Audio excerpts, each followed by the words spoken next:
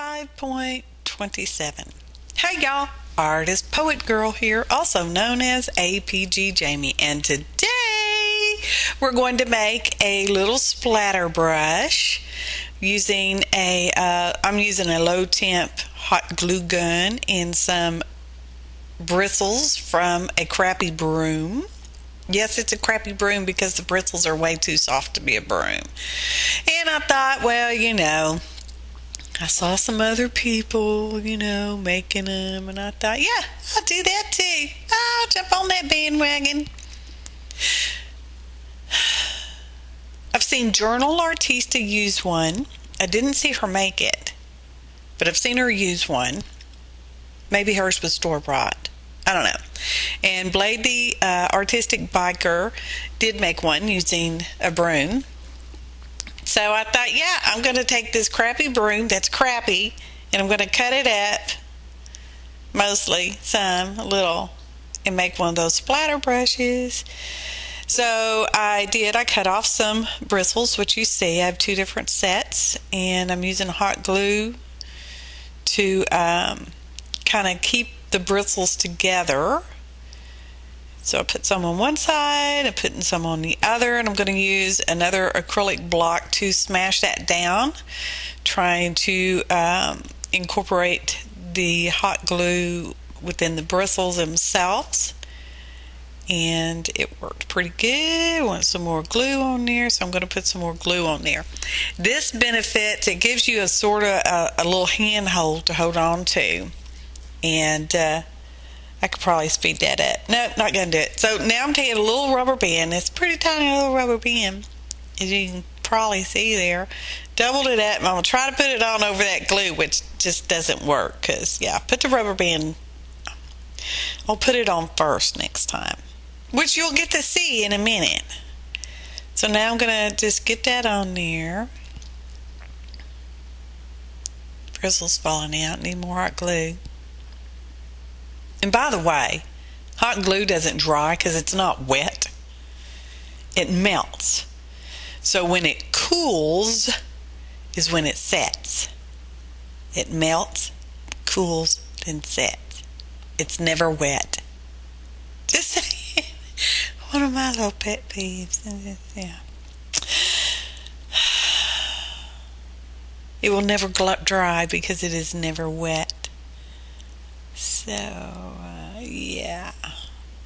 got that rubber band on there. Put some more hot glue on there. And smashing it with the other acrylic block. It makes it sort of a more solider. Oh, it didn't stick so good, so do it again. I found out that if I use the side that has the grit on it, which has just a slight raised area, that it didn't want to stick very well. It stuck to the grooves instead.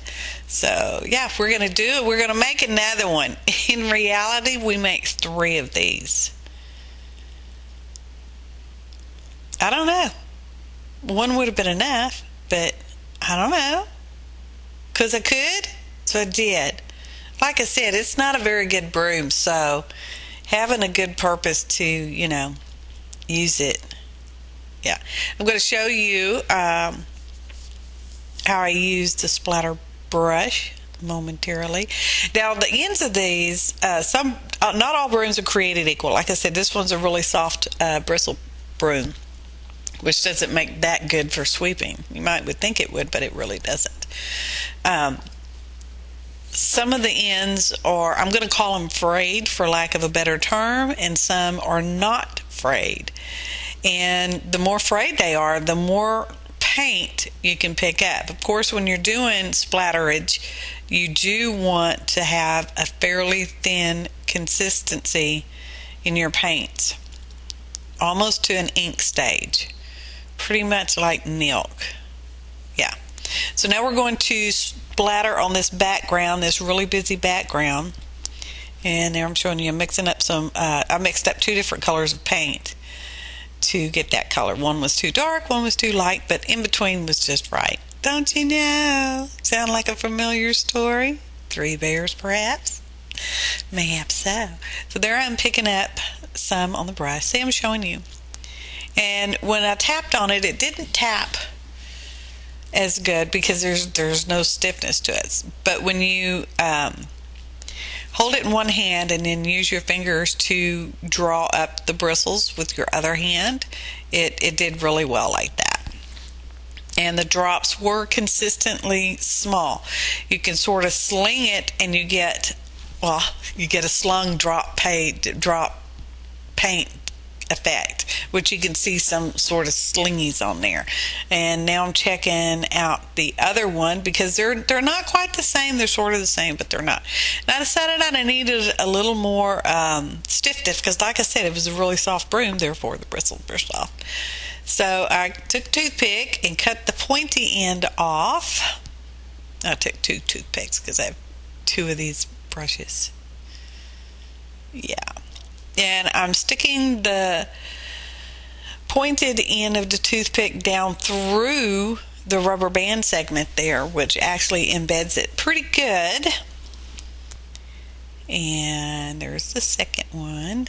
One stick is longer than the other. Trying to show you up close. I don't know if you can see it or not. Maybe you can. Yeah, that's better for tapping on it. Need some more water in that paint. Getting a little. And because the ends of these bristles are so frayed, you could just go to town on this for the longest with just the one helping of paint there. And I'm trying the other one out. And I know it's hard for you to see. I am currently splattering on deli wrap. I like the deli wrap. I'm keeping it. I'm going to use it for something. I don't know what. Well, actually, all these get used for something. And there we go. So yeah, the toothpick in there definitely helped. Now, if you have a stiffer, that didn't work at all. Not really. But if you have stiffer bristles on your broom, it would probably work better than the soft one, just saying. So now I'm going to cut that one a little shorter. And let's see, what are we going to do now? Oh, we're going to make another one. So now I'm using twice as many bristles as I did in those the first 2. And I'm going to put my rubber band on first. Sometimes you learn a lesson. Sometimes, because you need to know how to put a rubber band on, broom bristles here. So yeah, just wrapping it up.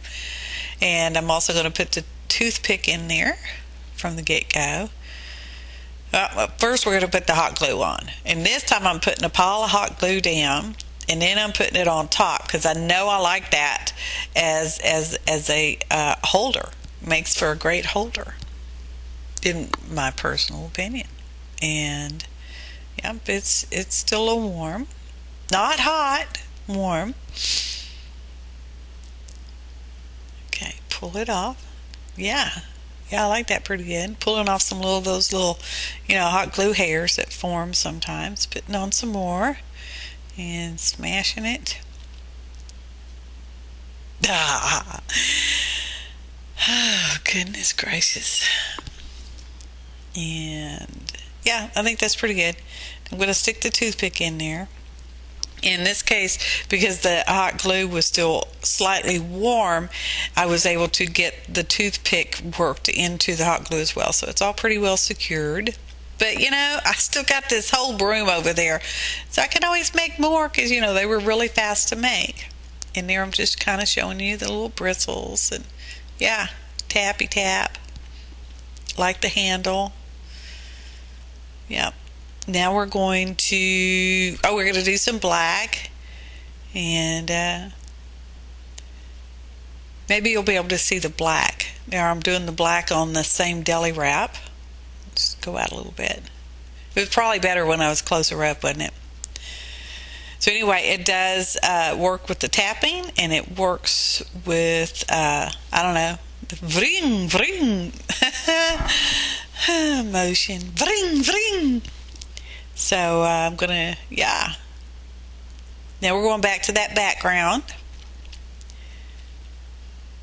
And I like these because it does leave a fine splatter But like I said, if you sling it pretty good, you get the sling marks. That's a close-up because it just gets everywhere, people. So that's my background paper that I was flinging against. So yeah. And we're going to wrap it up because that was plenty long enough, don't you think? For something, for such a simple little project, I sure drug it out long enough. But I know how y'all love me. I love you too. I do. Thanks for watching. Happy arting, y'all.